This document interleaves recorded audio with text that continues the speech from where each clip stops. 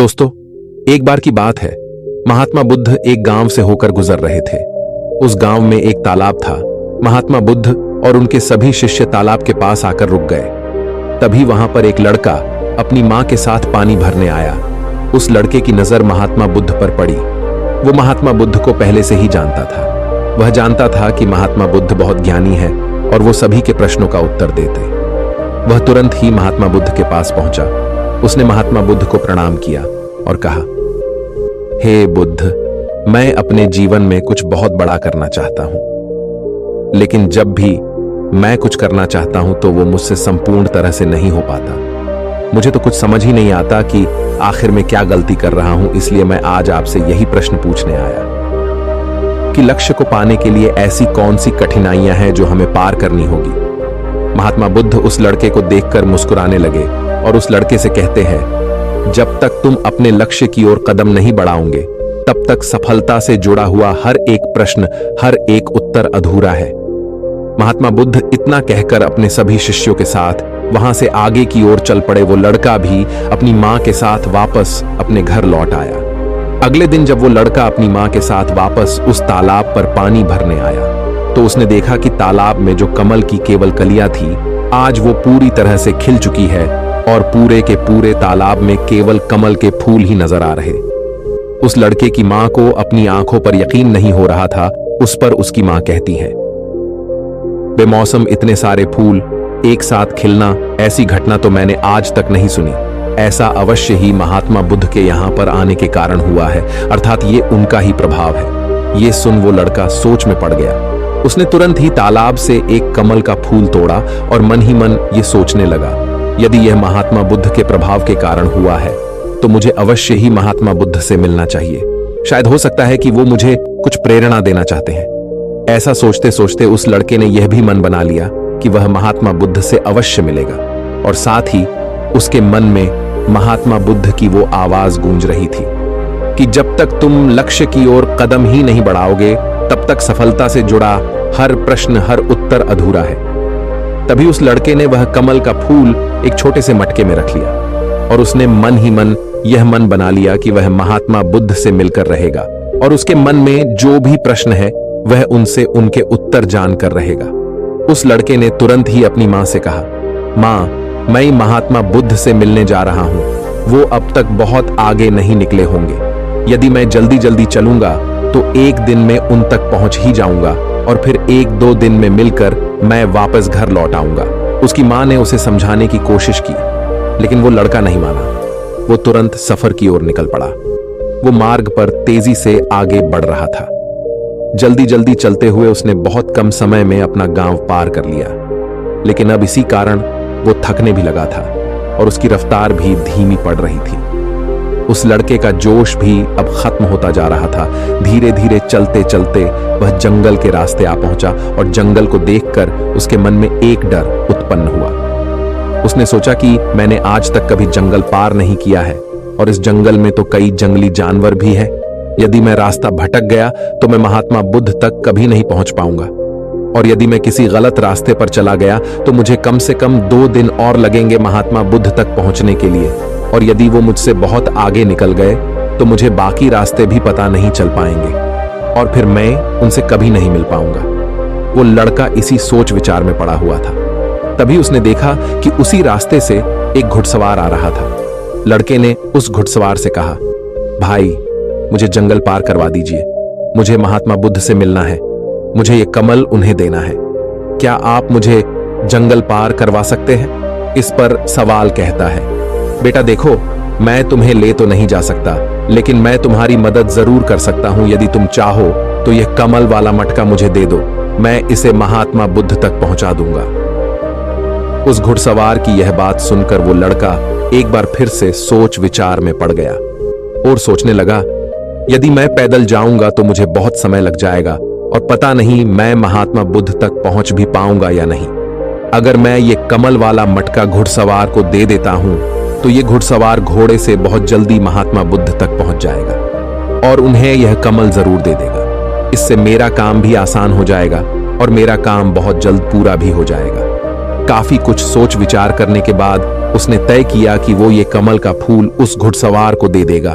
ये सोचकर उस मटके को उस घुड़सवार को थमाने ही वाला था कि तभी उसे याद आया कि इस कमल के पीछे उसका क्या उद्देश्य है, वो किस मकसद से इस कमल को महात्मा बुद्ध के पास ले जा रहा है। तभी उस लड़के के मन में एक और विचार उत्पन्न हुआ, यदि मैं इस कमाल को लेकर महात्मा बुद्ध तक नहीं पहुंचा तो फिर मेरा जो प्रश्न है मैं उनके उत्तर कैसे जान पाऊंगा।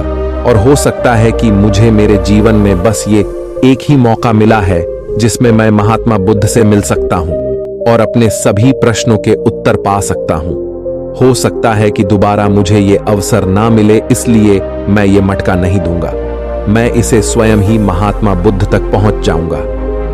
काफी कुछ सोच विचार करने के बाद उसने घुड़सवार से कहा, देखिए, ये मटका तो मैं खुद ही उन तक ले जाना चाहता हूं, क्योंकि मेरा उनसे मिलना बहुत जरूरी है। मेरे मन में कई प्रश्न हैं जो मैं उनसे जानना चाहता हूं, इसीलिए यह फूल मैं ही उन्हें दूंगा। इसलिए कृपया करके मुझे जंगल से बाहर निकलने का रास्ता बता दीजिए, मैं स्वयं ही चला जाऊंगा।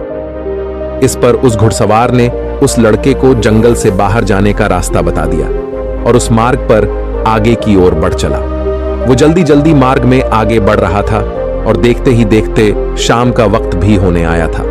तभी उस लड़के के मन में एक और विचार आया और वो ये सोचने लगा, यदि शाम के वक्त मैं इस जंगल में भटक गया तो मेरा क्या होगा? मैं महात्मा बुद्ध तक कैसे पहुंच पाऊंगा? और अगर मैं उनसे नहीं मिल पाया तो मेरी यात्रा बेकार हो जाएगी।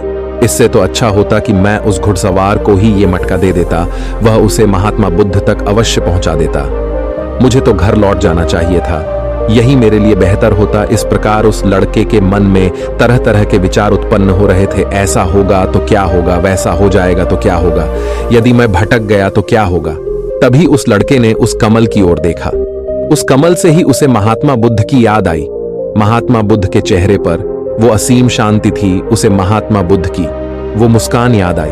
तभी उसके मन में एक और विचार उत्पन्न हुआ, जिनके आने से हमारे तालाब में इस प्रकार अनेक को फूल खिल गए, जिसके साथ होने से हमारे मन को प्रेरणा मिलती है, जिनके चेहरे पर वो असीम शांति है, जिनसे मिलकर मेरा मन शांत हो जाता है। यदि मैं उनसे मिल पाऊं तो मुझे कितना कुछ सीखने को मिलेगा।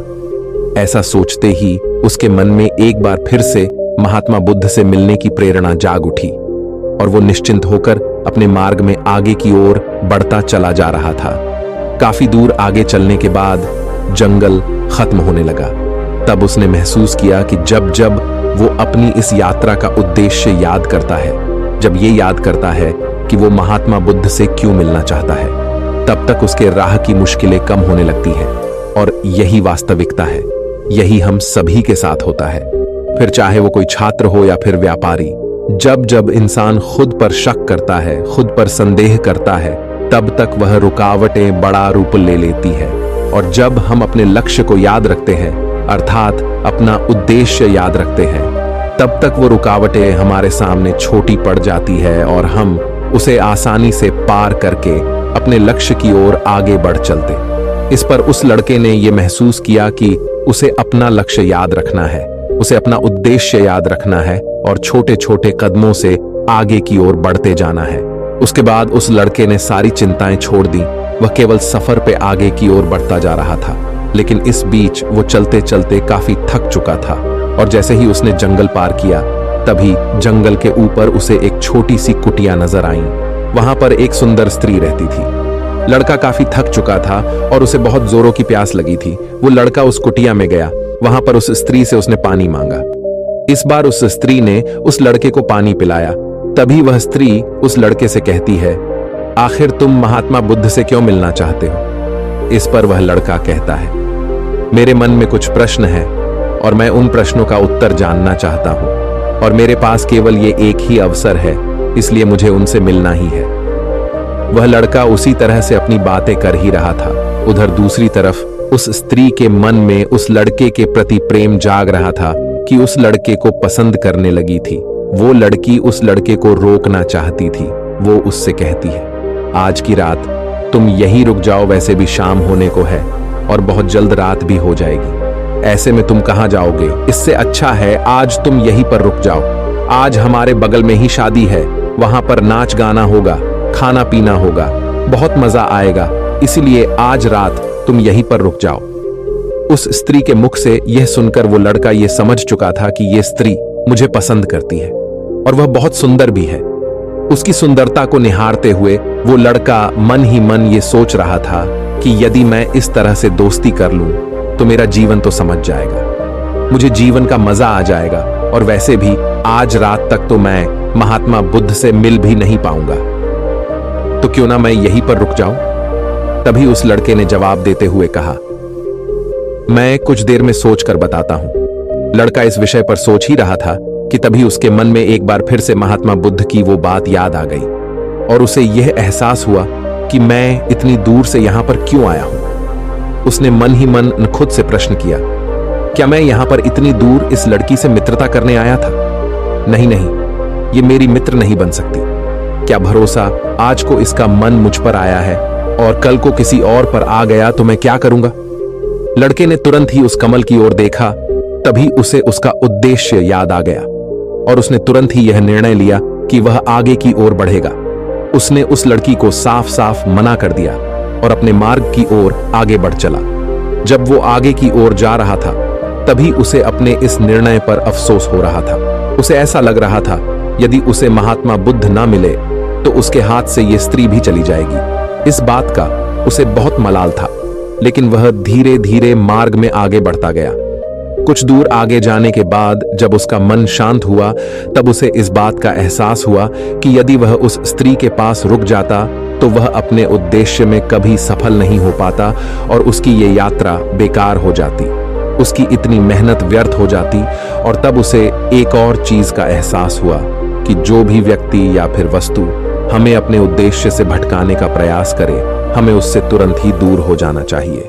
हमें अपना उद्देश्य याद रखना चाहिए कि हमने ये सफर क्यों शुरू किया था और हम अपनी मंजिल पर क्यों पहुंचना चाहते हैं। वो लड़का ये सब सोच विचार कर आगे की ओर बढ़ता जा रहा था। रात्रि का वक्त होने वाला था और वो लड़का तेजी से अपने मार्ग में आगे की ओर बढ़ता जा रहा था। तभी उसे मार्ग में एक बुजुर्ग व्यक्ति मिले। उसने उस बुजुर्ग व्यक्ति से पूछा, बाबा, मैं महात्मा बुद्ध से मिलना चाहता हूं और पिछले गांव में मुझे किसी ने बताया कि वो इसी मार्ग से आगे की ओर बढ़े थे। क्या आप मुझे बता सकते हैं वो किस तरफ गए हैं? इस पर वो बुजुर्ग व्यक्ति उस लड़के से कहते हैं, बेटा, तुमसे कोई गलती हो गई है, तुम्हें कोई गलतफहमी हुई है। यहां से कोई भी आरशी मुनि नहीं गए हैं। हो सकता है कि रास्ते में कोई और मोड़ हो जिस पर तुम्हारा ध्यान ना गया हो, वो आरशी मुनि उसी रास्ते से गए होंगे। ये सुन वो लड़का घबरा गया। अभी कुछ ही घंटों पहले तो मैंने उस बस्ती को पार किया था। यदि मैं वापस गया तो मैं बहुत पीछे हो जाऊंगा और अब तो अंधेरा भी होने को है। मेरे पास ना तो कोई रहने का कोई साधन है और ना ही खाने पीने का। मेरी तो पूरी यात्रा बेकार हो गई। मुझे तो लग रहा था कि मैं महात्मा बुद्ध से अवश्य मिल लूंगा, लेकिन अब लगता है कि यह मुमकिन नहीं है। मैं उनसे नहीं मिल पाऊंगा। इस प्रकार के कई विचार और उस लड़के के मन में उमड़ने लगे। वो लड़का खुद पर संदेह करने लगा। जैसे ही उसके मन में इस प्रकार के विचार उत्पन्न हुए, मानो उसके पैरों में किसी ने बेड़ियां डाल दी हो। वह बार बार केवल एक ही बात सोच रहा था कि आखिर वो मुझे क्यों नहीं दिखाई दिया। मैं बार बार एक ही गलती क्यों करता हूं? मुझसे इतनी बड़ी गलती कैसे हो गई? ये सोचकर वो लड़का सर पकड़कर वहीं पर बैठ गया। कुछ देर तक तो उसे कुछ भी समझ नहीं आ रहा था। तभी उसे उसकी माँ की बात याद आई। उसकी माँ ने उस लड़के से कहा था, बेटा, हर गलती में सीख छुपी होती है जो हमारे जीवन को और भी बेहतर बनाती है। ये बात उसे याद आते ही उसका मन शांत होने लगा और देखते ही देखते उसका मन पूरी तरह से शांत हो चुका था। और वो लड़का बार बार अपने मन में अब एक ही बात दोहरा रहा था कि हर गलती में सीख छुपी हुई होती है और हमें वो और बेहतर बनाने आती है।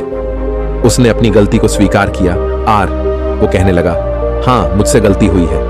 मैं जल्दीबाजी में बिना सोचे समझे बस मार्ग में आगे की ओर बढ़ता जा रहा था। जैसे जैसे लोगों ने कहा, मैं उसी तरह से आगे की ओर बढ़ता चला गया। उसके गलती स्वीकारते ही उसका मन पूरी तरह से शांत हो गया। उसकी निराशा अब आशा में बदल चुकी थी। वह एक पेड़ के नीचे बैठा हुआ था। तभी उसने देखा कि कुछ जानवर नदी से पानी पी रहे थे। ये सब देखकर उस लड़के को याद आया कि जब वह पहली बार महात्मा बुद्ध से मिला था तब पानी के पास ही मिला था और महात्मा बुद्ध के साथ उनके कई शिष्य भी हैं, तो उन्हें पानी की तो आवश्यकता जरूर पड़ेगी। इस बात पर उस लड़के को तुरंत ये समझ में आ गया कि महात्मा बुद्ध भी उसी रास्ते से भ्रमण कर रहे होंगे। जिस रास्ते पर पानी होगा, तभी उसने सोच विचार कर यह तय किया कि वापस जाने से अच्छा है क्यों ना मैं नदी के किनारे किनारे आगे की ओर बढ़ता रहा। ऐसा सोचते ही उसने तुरंत ही रास्ता बदल दिया और अब वह नदी के रास्ते आगे बढ़ने लगा। जैसे जैसे वो आगे बढ़ता जा रहा था, उसका मन और भी हल्का होता जा रहा था, उसका मन और भी शांत होता जा रहा था। तब उसने अनुभव किया कि जब मन बहुत शांत होता है तो हमारा मन बहुत हल्का हो जाता है और जल्दबाजी नहीं करता और ना ही किसी में या खुद में कोई कमी निकालता है। हमारी बुद्धि पहले से बेहतर काम करने लग जाती है। तब उस लड़के ने इस बात का भी अनुभव किया कि खुद से शिकायत करना एक बहुत बड़ी कमी है जो हमें दुख की ओर ले जाती है। चलते चलते लड़के के मन में विचार आया, यदि मैं अपने गांव में ही रुक जाता तो ये सारे अनुभव में कभी नहीं प्राप्त कर पाता। ऐसा सोचते सोचते वो मार्ग में आगे की ओर बढ़ रहा था। तभी उसे महात्मा बुद्ध के कुछ शिष्य नजर आए और उन्हें देखकर वो लड़का बहुत प्रसन्न हुआ। वो अपने मार्ग में और भी तेजी से आगे बढ़ने लगा और आखिरकार लगातार 2 दिनों का सफर तय करने के बाद वो महात्मा बुद्ध के पास पहुंच ही गया। वह तुरंत ही महात्मा बुद्ध के पास पहुंचा। उसने महात्मा बुद्ध को प्रणाम किया और उन्हें वो कमल का फूल भेंट कर दिया। इससे पहले वो लड़का कुछ कहता, तभी महात्मा बुद्ध ने कहा, बहुत सुंदर, ये कमल पूरी तरह से खिल चुका है। 2 दिन पहले ही तुमने मुझसे पूछा था कि लक्ष्य को पूरा करने के लिए इंसान को कौन सी कठिनाइयों को पार करना पड़ता है, लेकिन 2 दिनों बाद तुमने बहुत सारे अनुभव प्राप्त कर लिए हैं। तुम्हारा ये धैर्य और ये मुस्कान देखकर लगता है कि तुमने इस यात्रा में बहुत कुछ सीखा है।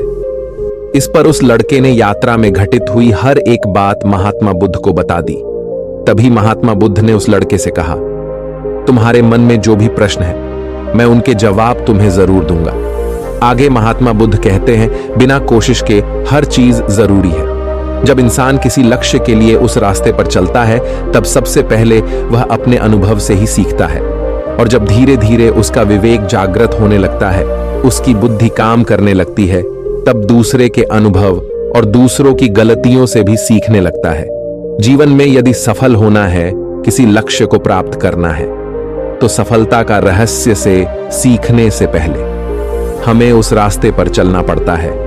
महात्मा बुद्ध आगे कहते हैं, किसी भी लक्ष्य को प्राप्त करने के लिए उस रास्ते में हमें 3 दिक्कतें आती है और इनका निवारण करने के बाद ही हम अपने लक्ष्य तक पहुंच पाते हैं। और तुमने भी वो 3 बातें सीख ली।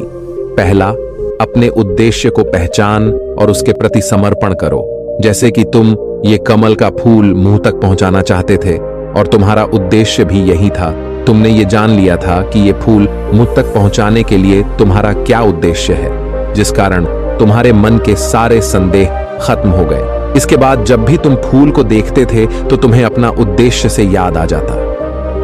आगे महात्मा बुद्ध ने कहा, तुमने स्वयं के अनुभव से ही यह जान लिया कि अपनी मंजिल तक किस प्रकार हमें पहुंचना है और सब कुछ तुम्हारे भीतर से ही प्रकट हो रहा है। वह लड़का महात्मा बुद्ध की सारी बातें ध्यानपूर्वक सुनता रहा। तभी आगे महात्मा बुद्ध कहते हैं, तुम्हारे मन में कई प्रकार के डर और संशय थे। पता नहीं तुम मुझ तक पहुंच पाओगे या नहीं, पता नहीं तुम जंगल पार कर पाओगे या नहीं, क्योंकि तुमने आज से पहले कभी जंगल पार नहीं किया था और रास्ते में तुम्हें तरह तरह की रुकावटें भी झेलनी पड़ी। और जब हमारे रास्ते में तरह तरह की रुकावटें उत्पन्न होती है, तब हमारा मन बाधित होने लगता है, हमारा मन भटकने लगता है और हम अपने लक्ष्य से भटक जाते हैं। लेकिन जब हम अपना सारा ध्यान रुकावटों से हटाकर अपने उद्देश्य पर लगाते हैं, तो सारी रुकावटें खुद ब खुद छोटी पड़ने लगती है और हम उन्हें आसानी से पार कर ले जाते हैं। शुरुआत में हर किसी की यही समस्या है कि वह यह नहीं जानता कि आखिर वो सफल क्यों होना चाहता है, क्यों वो कुछ करना चाहता है। इसी कारण उनके सामने परेशानियां भी बहुत ज्यादा होती हैं और वह उन परेशानियों के सामने घुटने टेक देते। लेकिन जैसे जैसे आप आगे बढ़ते हैं, अपने लक्ष्य के प्रति समर्पित हो जाते हैं, तो वैसे वैसे चलते जाना आसान हो जाता है और हम अपने लक्ष्य तक पहुंच ही जाते हैं। आगे महात्मा बुद्ध उस लड़के को तीसरी बात बताते हुए कहते हैं, असली शक्ति इच्छाओं को पूरा करने में नहीं बल्कि उनको मिटाने में कहते हैं कि हम जानते हुए भी सही काम नहीं करते। अगर हम अपने उद्देश्य की ओर आगे बढ़ते हुए आकर्षणों को पीछे रुक जाते तो हमारी यात्रा कभी पूरी नहीं हो सकती। इसलिए जैसे इस यात्रा के दौरान तुमने फूल हमेशा अपने साथ रखा, अपने पास रखा, वैसे ही उद्देश्य हमेशा सामने रखना चाहिए। हमारा लक्ष्य हमेशा हमारी आंखों के सामने होना चाहिए। इससे हमें निर्णय लेने में आसानी होती है। अन्यथा हमारे मन का संदेह, हमारी मन की शंका हमें कभी भी सही निर्णय नहीं लेने देती और वह हमें मन की उलझनों में फंसाकर रख देती है।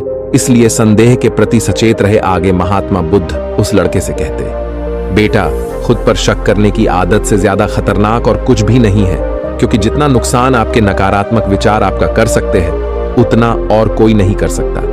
यदि आप खुद पर संदेह करते हैं तो आप अपने प्रयास में विफल ही हो जाओगे, क्योंकि आप अपने प्रयास पूरी ढंग से कर ही नहीं पाओगे।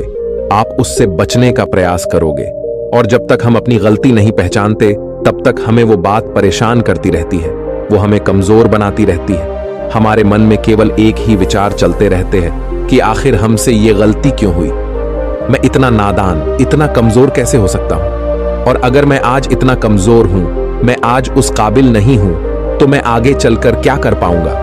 तो इसलिए अपने आप को यह याद दिलाओ कि हर गलती में सीख छुपी हुई है और उससे सीखकर ही हमें अनुभव मिलता है और उस अनुभव से ही हम अपने लक्ष्य तक पहुंच पाते हैं। सबसे पहले अपने मन को शांत करो, बुद्धि और विवेक का प्रयोग करो और उद्देश्य की तरफ आगे बढ़ते चलो। सिर्फ इसी तरह से आप किसी भी चुनौती का सामना कर सकते हैं और बड़े से बड़े लक्ष्य को भी आसानी से हासिल कर सकते हैं। इतना कहकर महात्मा बुद्ध शांत हो गए और उस लड़के को भी महात्मा बुद्ध की सारी बातें अच्छी तरह समझ में आ चुकी थी।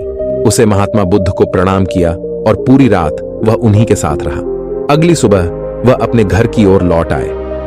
दोस्तों, आपने आज के इस वीडियो से क्या सीखा, वो मुझे आपको कमेंट में जरूर बताएगा। इसी के साथ मुझे उम्मीद है कि आपको आज की वीडियो जरूर पसंद आएगी। तो लाइक और शेयर करने के साथ चैनल को सब्सक्राइब और घंटी बटन को जरूर दबा दीजिएगा। तो चलिए फिर मिलते हैं ऐसे ही एक और वीडियो में। तब तक के लिए अपना ख्याल रखिए। धन्यवाद।